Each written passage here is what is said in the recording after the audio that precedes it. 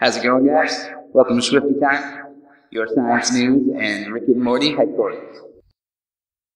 So today we got something interesting to talk about.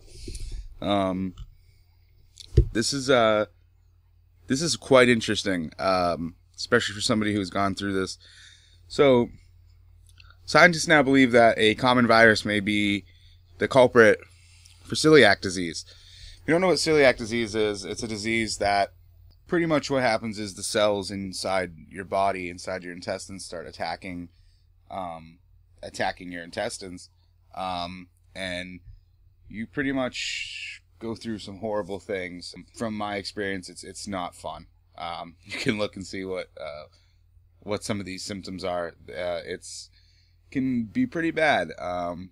And so what scientists are now discovering is that a very, very common virus could be a main cause of celiac disease.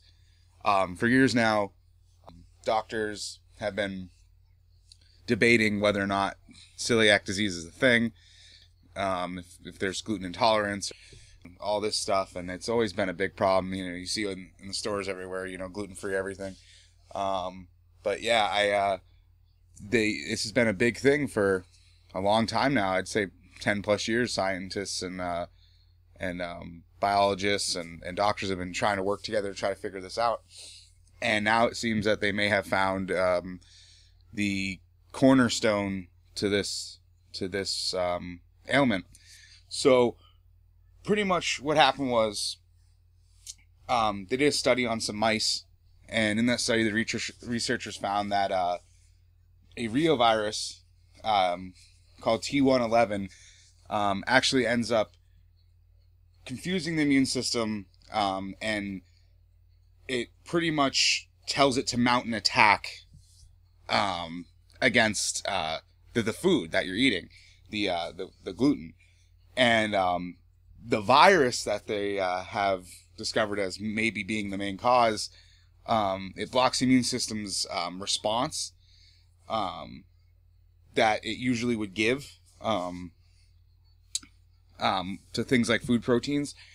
And a virologist at the University of Pittsburgh found this, and they found that it causes inflammation, and this virus can really cause a problem when you eat gluten.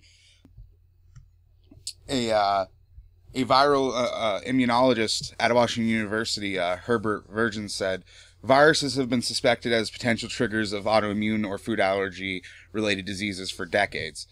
It's always been a thought that viruses do more than just the symptoms that we're experiencing when we have them. You get a cold, you get a stomach flu, you get something. If it's virus related, there's always some sort of side effects that go along with it, and some of them stick around. And this is what is starting to seem more and more the case as populations rise, and we're getting more crammed into buildings and work and school, and it's becoming more of an issue, and it explains why gluten intolerance and celiac disease is on the rise. So anyway, it's crazy. It's honestly really crazy to think that it could have been something this simple this entire time. So many people have been dealing with this problem. It says here on sciencenews.org, celiac disease has been associated with two genetic features, though 30 to 40% of people in the United States have one or both of these features. So it definitely shows that there's something triggering this, and it definitely means that this could. I hate to, in science, I hate to say that this is definitive, but this is pretty much nail in the coffin type stuff here.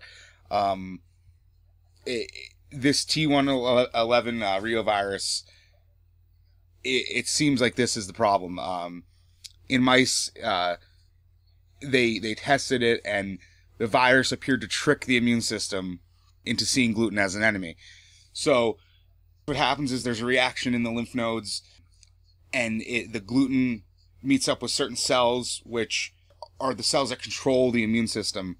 the way that this works is it usually either ignores it as being good or it mounts an attack. People have responses to certain foods, they'll get sick, or random, they'll take an antibiotic and they'll immediately get sick and break out in hives. Very similar reaction.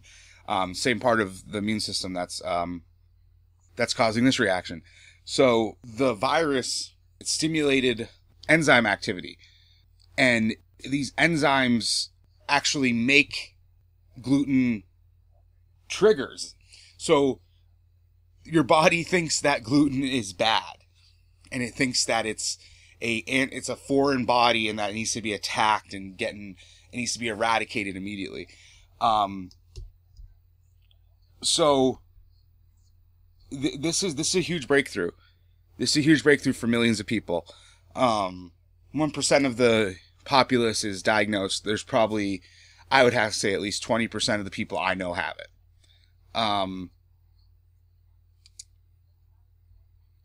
So it's very interesting. They even found that people with celiac disease have higher levels of the antibodies for this virus than the people who don't have celiac disease.